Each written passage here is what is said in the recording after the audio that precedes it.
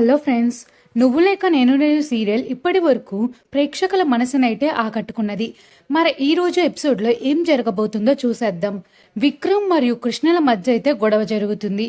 అయ్యో దేవుడా, నా బ్రతుకు ఇలా అయిపోయిందేంటి, పోయి ఈ పోలీసోడు దొరికాడేంటి దేవుడా అని కృష్ణ అయితే ఎంతో బాధపడుతూ ఆవేదనలో అంటూ ఉంటుంది.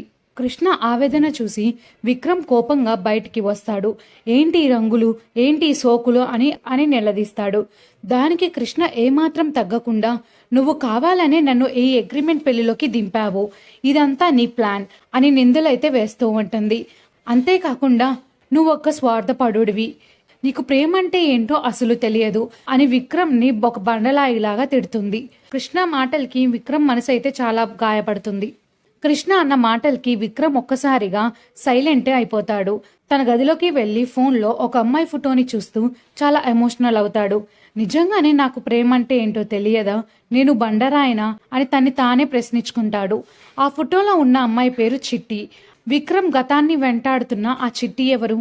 సో ఫ్రెండ్స్, విక్రమ్ మనసులో దాగి ఉన్న ఆ ప్రేమ కథ ఏమై ఉండిద్ది? మన కృష్ణనే చిట్టి అని తెలుస్తుందా? కృష్ణ విక్రమ్ని అర్థం చేసుకుంటుందా? మీ అభిప్రాయాలేంటో కింద కామెంట్ సెక్షన్లో కామెంట్ చేసేయండి.